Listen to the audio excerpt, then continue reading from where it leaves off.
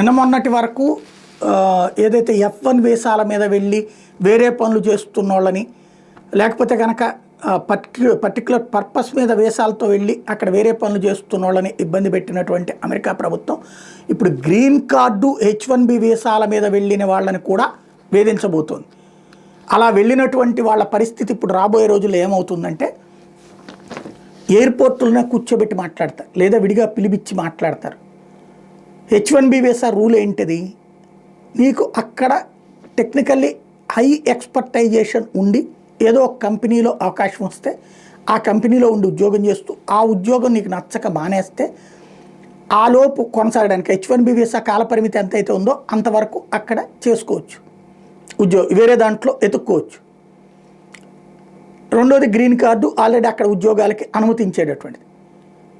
ఈ రెండిటి విషయాల మీదన ఇక పైన వందలాది ప్రశ్నలు వేస్తారట.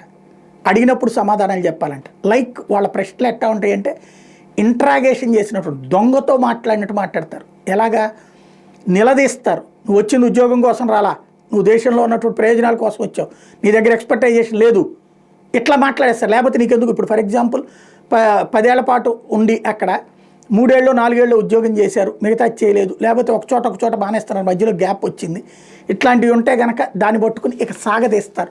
ఇది మనం చెప్పట్లేదు, వాళ్ళ అధికార యంత్రాంగం చెప్తోంది. గ్రీన్ కార్డు పొందినంత మాత్రాన వాళ్ళకి అమెరికాలో ఎల్లకాలం ఉండిపోయే హక్కు లేదంటూ ఉపాధ్యక్షుడు జేడీ వాన్స్ ఇటీవల చేసిన వ్యాఖ్యలు ఓ పక్కన భారత సంతతి వాళ్ళలో గుబులు రేపుతుంటే దానికి అనుగుణంగా గత కొన్ని వారాలుగా అమెరికా తమ వలస చట్టాలు మరింత కఠినతరం చేయడం, ఏదైతే వలసదారుల ఆందోళనలు మరింత పెంచుతోంది. ఈ క్రమంలో ఇటీవల అమెరికా వలస విభాగం అధికారులు కీలక అడ్వైజరీ జారీ చేశారు. H1B F1 గ్రీన్ కార్డు కలిగిన భారతీయులు ప్రయాణాల్లో అప్రమత్త పాటించాలని సూచించారు.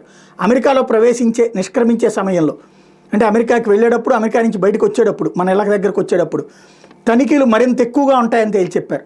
సహనంగా ఉండాలని పేర్కొన్నారు. విదేశాల్లో ఎక్కువ కాలం ఉండి అమెరికాకి తిరిగి వచ్చే వలసదారులు కస్టమ్స్ బోర్డర్ అధికారులు అడిగే సుదీర్ఘ ప్రశ్నలకు సమాధానాలు ఇవ్వాల్సి ఉంటుందని చెప్పారు.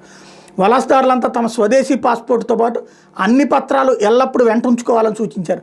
Green card, visa, reentry permit, employment verification letter, federal income tax చెల్లింపులు, వేతన స్లిప్పులు వంటివి సరిచూసుకోవాలని కూడా చెప్పారు.